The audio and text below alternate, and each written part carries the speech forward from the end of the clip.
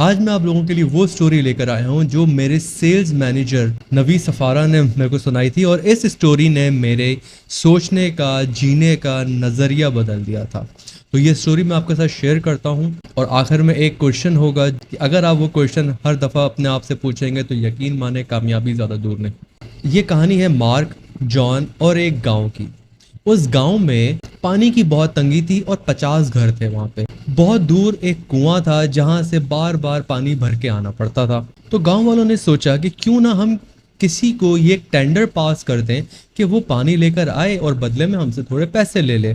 दो लोगों ने ये काम करने के लिए हाथ उठाया, जिनमें से एक का नाम था मार्क, एक का नाम था जॉन। इन दोनों को ही टेंडर पास हो गया, और पास होते साथ जॉन ने 2 पानी के बकेट्स उठाए, भागता हुआ गया, पानी भरना शुरू कर दिया।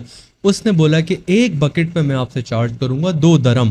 तो जॉन भागते हुए गया, 2 बाल्टी पानी की भर के लाया और पैसा आना स्टार्ट हो गया। मार्क ने अपना सामान लपेटा उस गांव से और चला गया। जॉन बहुत खुश, अब तो कंपटीशन ही नहीं है मेरे पास। जॉन रोज सुबह सुबह उठता था, बहुत दूर कुएं के पास जाता था, 2 बाल्टी पानी की भरता था और घर में लाके देता था।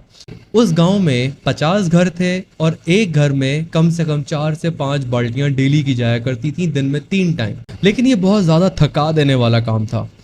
तो जॉन ने अपने 2 बेटों को भी साथ ले लिया। अब ये 3 लोग 6 बाल्टियां एक चक्कर में लेके आते थे, एक घर को भरते थे, ऐसे 50 राउंड्स लगाते थे और 50 घरों में पानी देते थे। कुछ ही टाइम बाद ये लोग बहुत थक गए।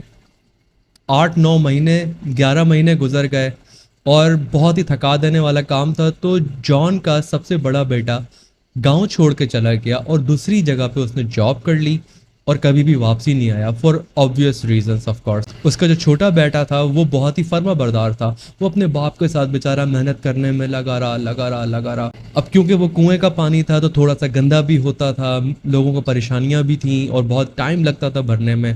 पर कोई और कंपटीशन नहीं होने की वजह से लोग उससे पानी खरीदते रहे। लेकिन फिर 1 साल के बाद मार्क वापस आया, पूरी कॉरपोरेट को खड़ी करके और पाइपलाइंस के डिजाइन्स बना के। उसने कुएं से लेके सबके घरों तक पाइपलाइंस डाली। उनसे कहा कि मैं पर डे सिर्फ 2 दरम चार्ज करूंगा, जबकि जॉन को आप 6, 7, 8 दरम दे रहे हैं, तो 60-70% का डिस्काउंट। पर डे 2 दरम चार्ज करूंगा और इंस्टेंट आप नलका खोले पानी घर पे। लोगों ने बोला वाह, प्लस ये पानी साफ भी होगा। लोगों ने बोला और क्या चाहिए। लोगों ने फटाफट पाइपलाइंस लगवाई और जॉन का बिजनेस ठप बंद। मार्क ने कुछ ही टाइम में इतना पैसा कमा लिया कि उसने जो जो दूसरे गांव थे उन्हें भी अप्रोच किया और वहां भी पाइपलाइंस डाल दी। तो ये स्टोरी ने मुझे सोचने पे मजबूर कर दिया। अगर आप भी कोई भी डिसीजन लेने से पहले, खास तौर पे अपने कैरियर का, एक बात सोचें, क्या मैं पानी की बाल्टियां भर रहा हूं या मैं अपने फ्यूचर के लिए पाइपलाइंस बना रहा हूं।